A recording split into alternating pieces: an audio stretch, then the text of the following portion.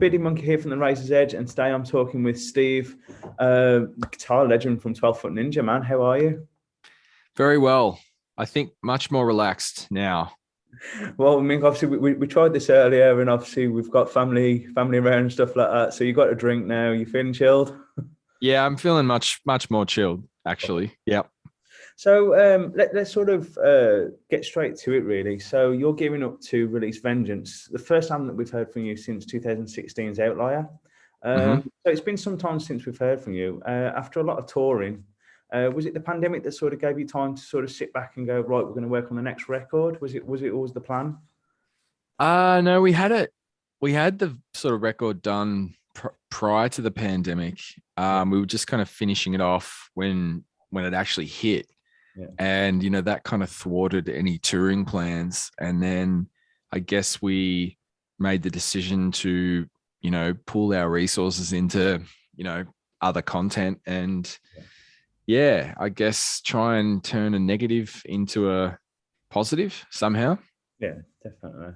But yeah, it's been a while. And I think the weirdest thing that we've experienced is we sort of made an album and then we just put it away. Yeah, Like we didn't share it.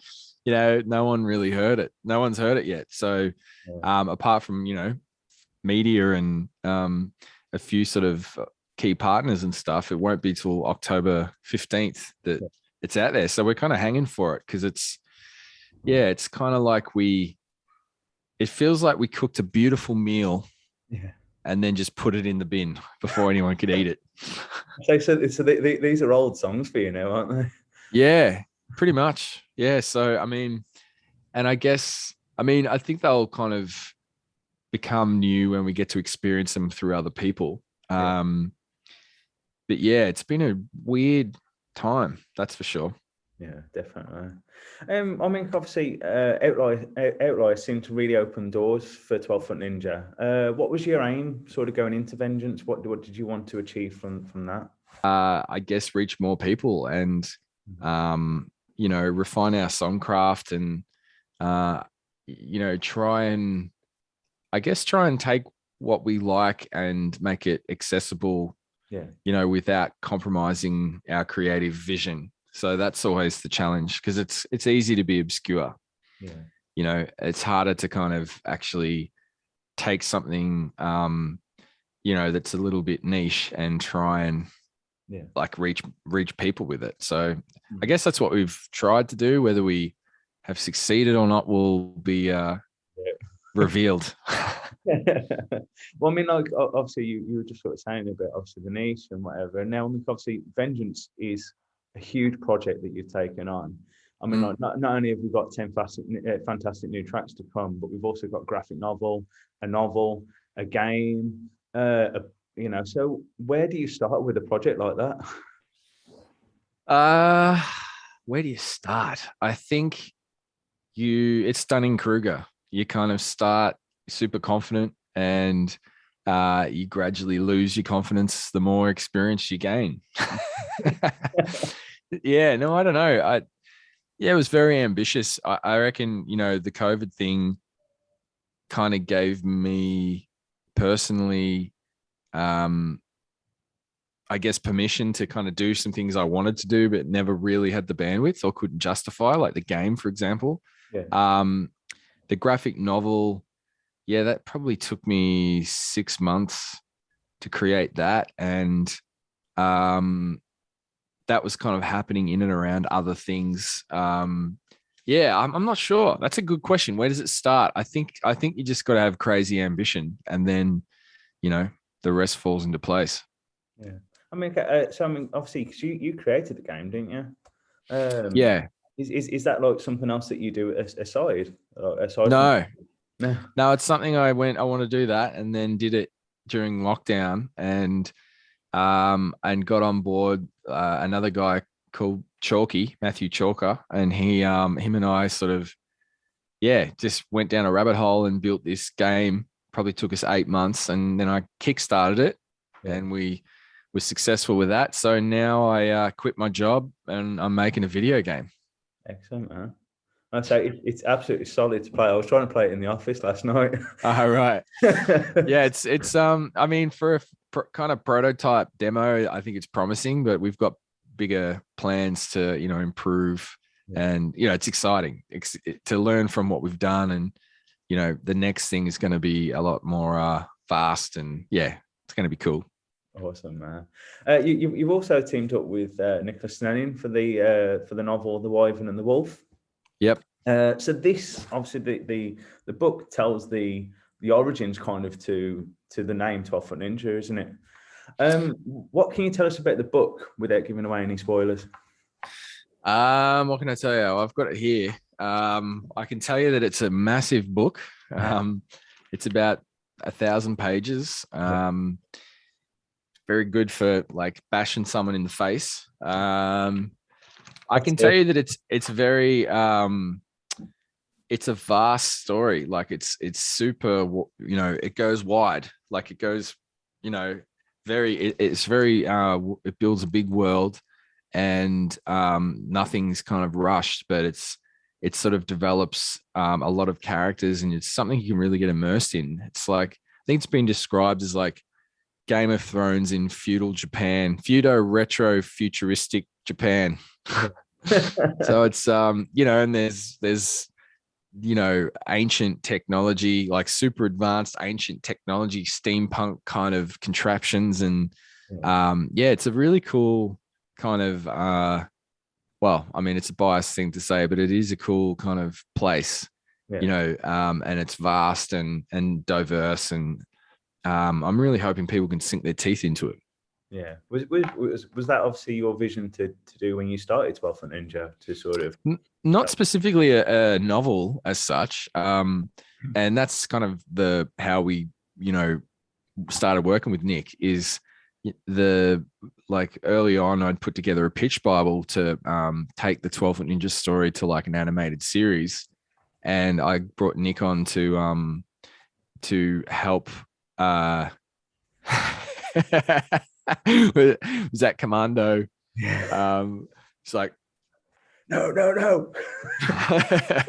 Yeah, I brought Nick on to kind of help finesse the language, and yeah, he kind of from there, I describe it like in Forrest Gump when he starts running and then he just keeps running. Nick just kind of got absorbed in it, and the story really became his. And there was a point where we just kind of let him do his thing, and I think it's worked out. It's cool. Yeah, definitely. I mean, Coffee 6, it tells the story of Kyoshi. Yep. I mean, obviously, when you sort of are telling the story of Kyoshi, I mean, because that's kind of the main crux of Vengeance, right?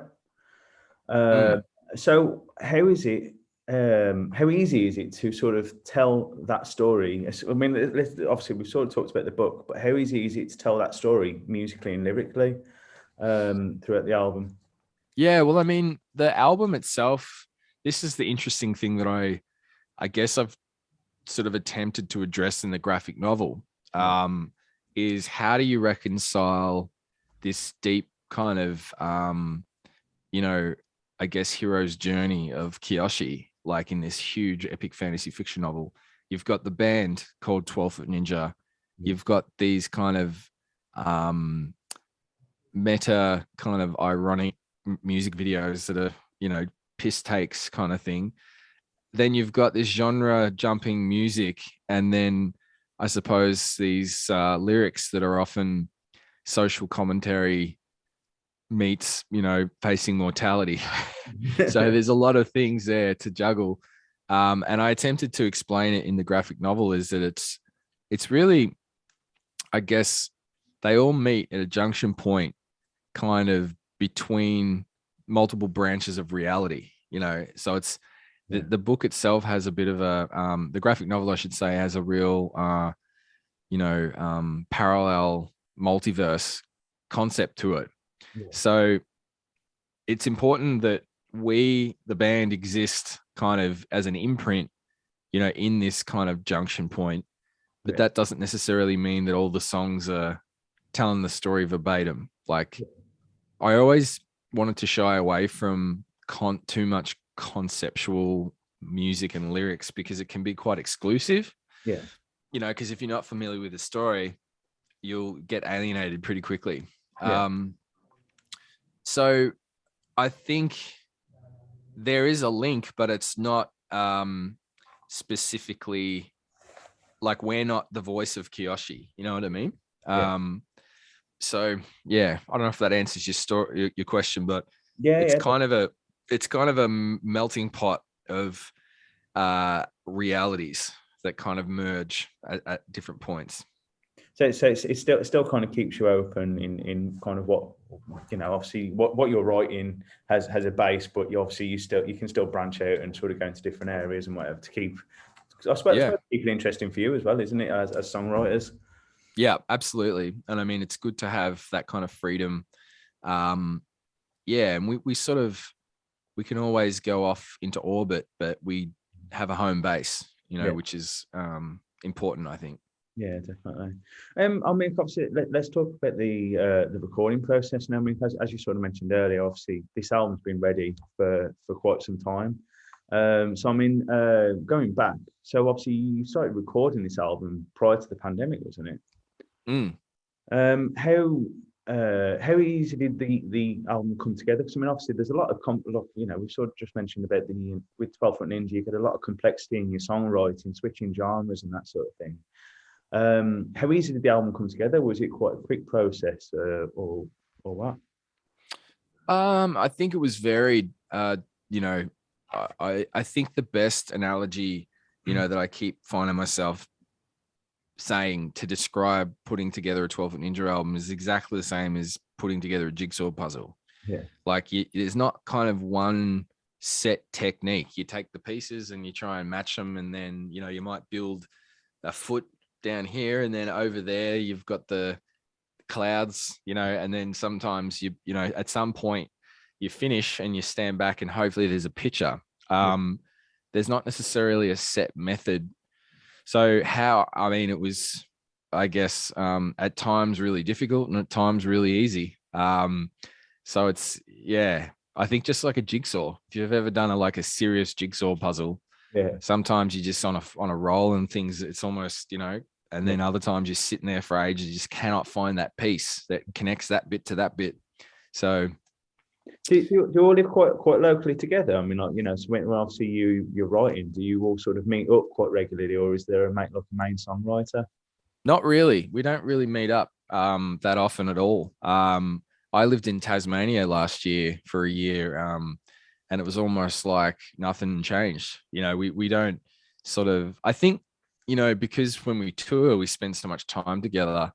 You know, we often hit back, you know, come back to Australia and then just kind of settle back into our separate lives. And I talk to Russ and Ro quite frequently. You know, Nick's a bit of an enigma. He's sort of, we always joke that he's sort of digging graves and, you know, so yeah, but we're not particularly close. I don't know. I guess it's all about perspective, but you know, the guys are probably 40 minutes. You know, we're within 40 minutes of each other. So, you know, we'll get on a Zoom and chat about things, but yeah, we're definitely not a kind of let's get together and jam kind of band. You know, it's often very architecturally kind of designed. Which suits me. You know, I just did a personality test and that's my profile, architect, apparently. Was that the 16 personalities? Yeah. INTJ is my one, which is, I guess, autistic. Yeah, I don't know. I think mine pretty much told me that I like to hug everybody. So. Right. Yeah. No, I'm the opposite. Mine's like I want to live alone in a fortress of solitude, and I get irritated. So when you come over in February, don't try and find you and hug you. Is that what you're saying? Oh no, look, it'll be cool. I mean, if you can even get close to people, like hugging someone seems like such a foreign concept. I know. Yeah. You know, at the moment we've been in lockdown. I haven't actually been able to jam. We were supposed to rehearse with the band. I haven't been able to do that for about 4 months because of lockdowns. It just keeps, you know. But our government is moving quickly towards sort of that 80% vaccine rate, which, I think we're quite behind compared to some other countries. Yeah. But once we get there, hopefully things kind of get back to normal a little bit. Yeah. Is there sort of many hurdles that you're going to have to face, obviously, coming up to your tour in February?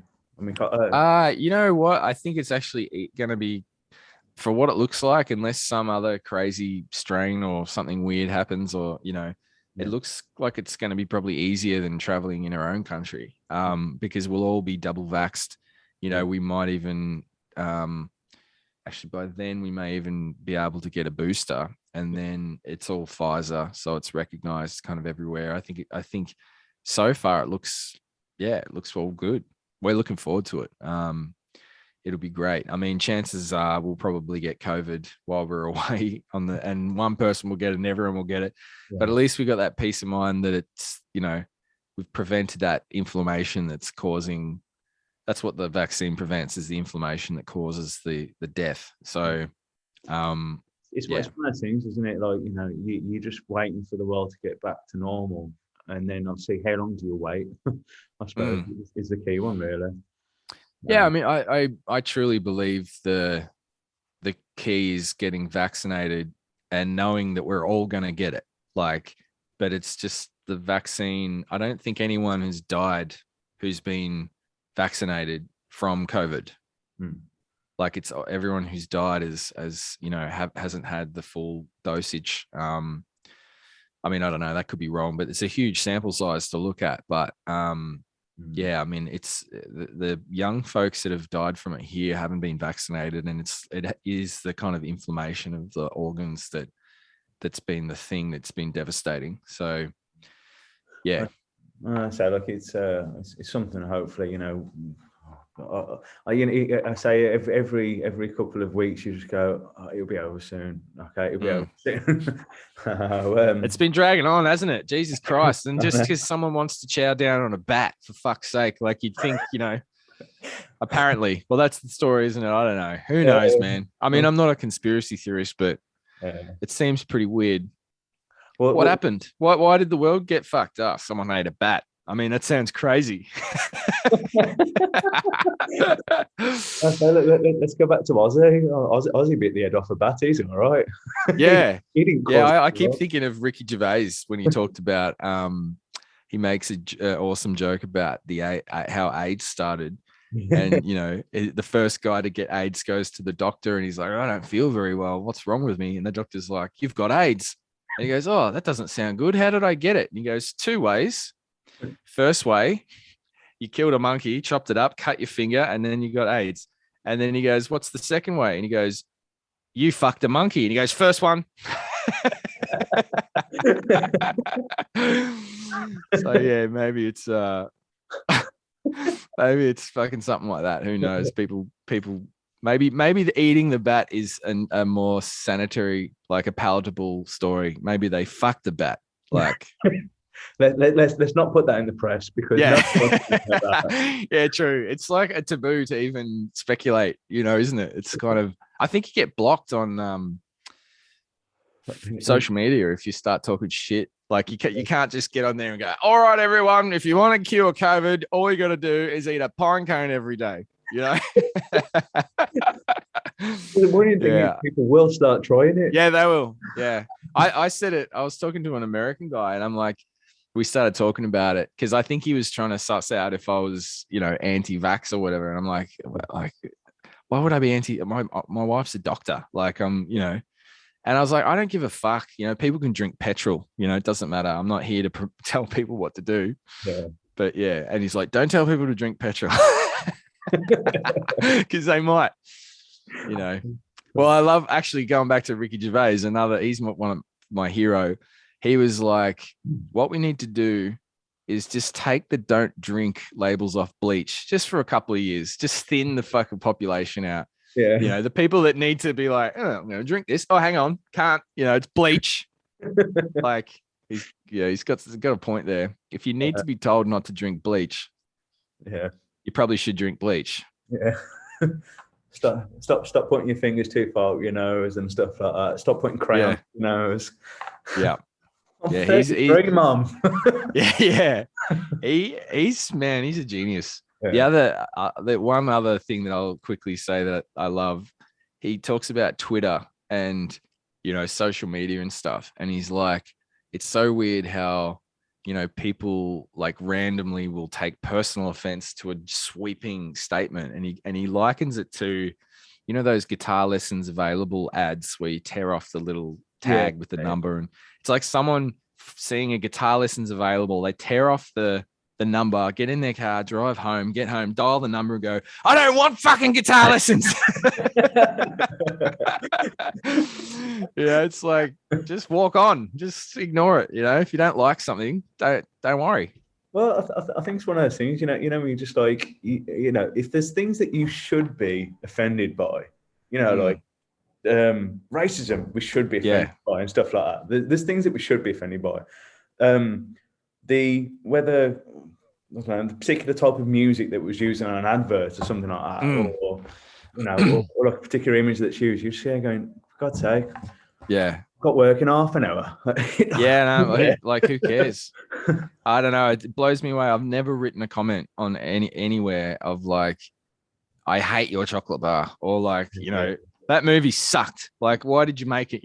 Like, I don't know. I just sort of, it's a weird thing, but I think it's just the entitlement. I think as us as humans, we feel like we've got these opinions that we need to everybody needs to know how I feel.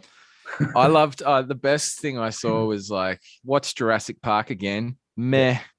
And it's like the amount of people and the technology involved to make that film. Yeah. And like, you just go, meh. I watch it now and it's like, yes. Yeah.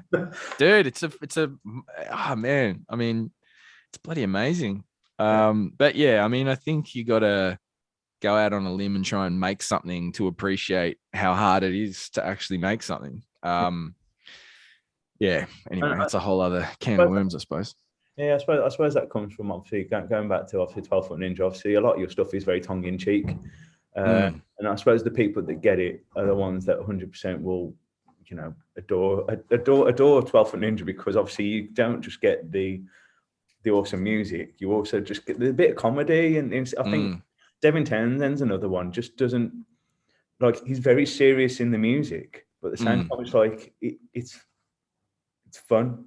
It's like fun to go and watch and fun to talk. Well, I mean, I was lucky enough to chat to Devin just for a random thing that I was doing, but I think it's he has a similar view. I think it's just extremely kind of like film clips and stuff, and bands, and how bands should behave, and that this kind of role they play can be really pretentious and like contrived. So like the only reason why 12 Foot Ninja has quirky clips, it's kind of a reaction to the format. Like, it's like taking the piss out of, it just feels weird to act like you're some sort of superior being or something, like we're just blokes. The guitars aren't even plugged in film clips. I don't know if people know, but they aren't actually playing. Like, no one's playing in film clips.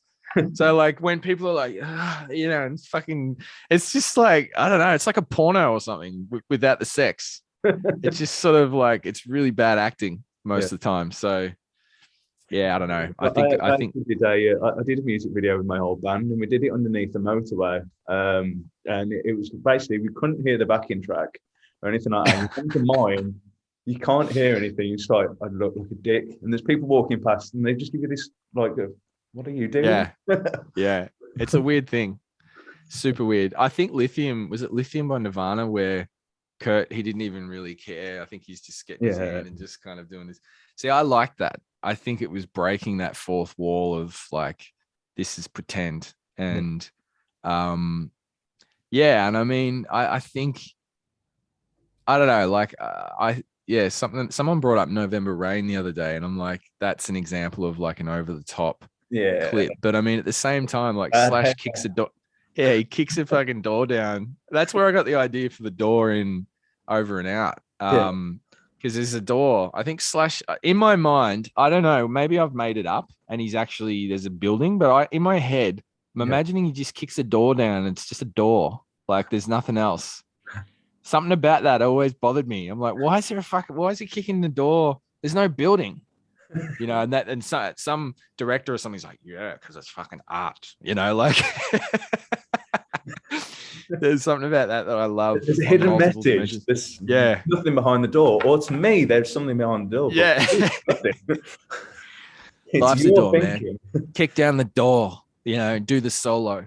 I don't know. But that kind of ostentatiousness of that 80s and there's that period in the 90s. It's kind of cool to look back on. I love it. Like it's it's just I don't think we'll ever get there again. No. You can only parody it now. So well, I do think obviously, sort of saying about the fourth wall, I think people are a lot more clued up nowadays, especially with like the internet and obviously diaries and things like that. People know, you can be a lot more yourself, I suppose. It's not like the 80s where you had to have this big rock star persona and that sort of thing. You can just be a normal person who just, writes good music and still somewhere with it. So you don't have to be heroes and whatever. Yeah, no, I mean, I think sometimes I lose faith in humanity and then I find it again with the funny buggers on the internet. Like there's always someone who's very clever. Yeah. Like I'll never forget, I started watching TikToks. I think they kind of pop up on Instagram or whatever, but this woman, her snake died, right? But she'd set have you seen? Yeah. Like she'd set the camera up. I'll laugh. She had the camera set. It was just her alone in this. You could tell there was no one else there. But she'd set the camera up and then was holding the snake and like wailing like with this snake. And someone like had taken the piss and got one of those door snake things. And they're like, you see him set the camera up and they're looking at the camera and then they're like, pretending. Because it's like she set the camera up to pick the dead snake up to cry to the camera. Like it's so fucking weird. Why? And then I remember there was one of this really overweight lady and she's like set the tripod up and filmed herself like, landed against the door and she slides down crying and it's like, he left me. And then like someone had spliced a video of the dude like trying to get out the door that she's on the other side going, what the fuck? And she's on the other side going, oh, he left me. Anyway, it's dark. It's kind of dark, but fucking good on him. I said, like, as soon as something happens in the world, and all of a sudden there's a meme or there is I love how the internet can just react like that. Yeah, my brain does not work that quickly. I don't see something and I'll go, oh, you know what? Actually, well, most of the time everyone beats me to it. Yeah. Like when Biden was sniffing those people's heads and stuff, I'm like, why, dude? Why did you do that? We had a prime minister that like he went to a fucking onion farm or something and someone's like handed him an onion. He's going, oh, that's pretty good. And ate it like a fucking apple, like, and everyone's just like, what? Like it was a raw onion. That was a malfunction. Yeah. I love it though. People pick up on funny shit. Well, I mean, we just sort of mentioned about Over and Out. I mean, obviously you've got Tatiana from Ginger working with you as well. How did the collaboration come about with her? Well, we met Ginger in Ukraine. We played over there in Russia, and they were actually our support band. Yeah. And that was before they put Pisces out, and the world sort of learnt who Tatiana is and what they can do. Yeah. But I mean, when we played with them, they had a great local following and the band was killer. Tatiana's a beast, it was a really unique kind of thing. And we were like, Jesus, these guys, they're good, and then sort of fast track forward, we watched their kind of meteoric, is that the right adjective? Meteoric rise, off the back of that sort of Ginger video they did. The Pisces video, I should say. And we had Over and Out, and we were like, it was missing that kind of sense of urgency that you get from a higher voice, because Nick's got quite a deep Yeah. Almost baritone. Well, he is a baritone. And then we thought, what about getting a female vocalist in? And Tatiana just came up straight away, and Nick created the harmonies and did the arranged vocal kind of arrangement. And I think he chatted to her on Zoom a couple of times, and we just did it. So there's a mutual respect there. It seems to land well, and people seem to be responding positively to it. Yeah, definitely. Is there anybody else in the future that you'd like to collaborate with? I mean, I know there's a world of people, but is there anybody specifically on your hit list? Well, me personally, I really like Mike Patton. Like, I've always liked Mike Patton. It would be amazing to work with him. I think, man, who else? There's a ton of, I'd have to look at my Spotify playlist. I like some pretty obscure kind of not really metal orientated artists. So it's more like, what's the likelihood of them wanting to work with me? I think. You have to try and get Nile Rodgers on a track. Yeah, that'd be cool, actually. I mean, he's awesome. There's an artist from UK, I think, called Tipper, like a sort of IDM.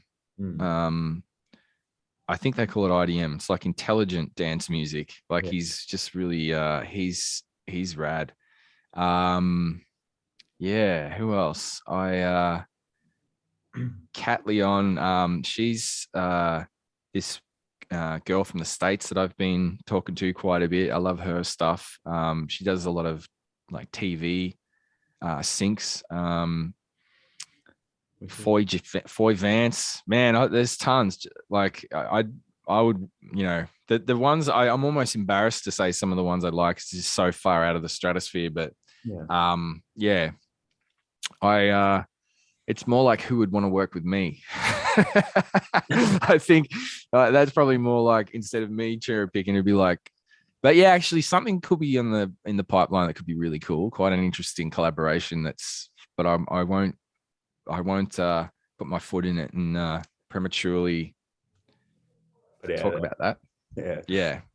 So it's one of those things, I suppose, as you open up the world of 12-foot Ninja, the more the possibilities open up, aren't they?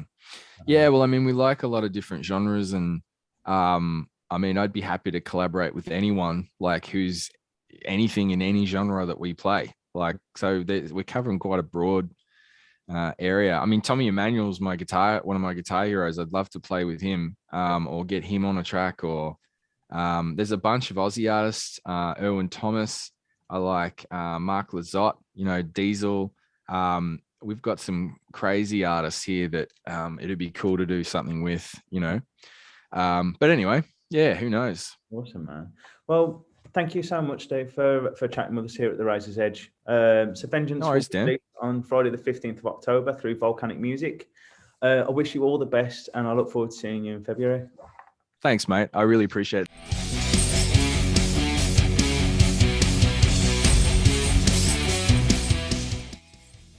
Thanks for listening. Make sure you keep up to date with future episodes by subscribing to our channels. For more information on this podcast, or for all the latest music news, reviews, interviews and more, head over to our website, www.therazorsedge.rocks.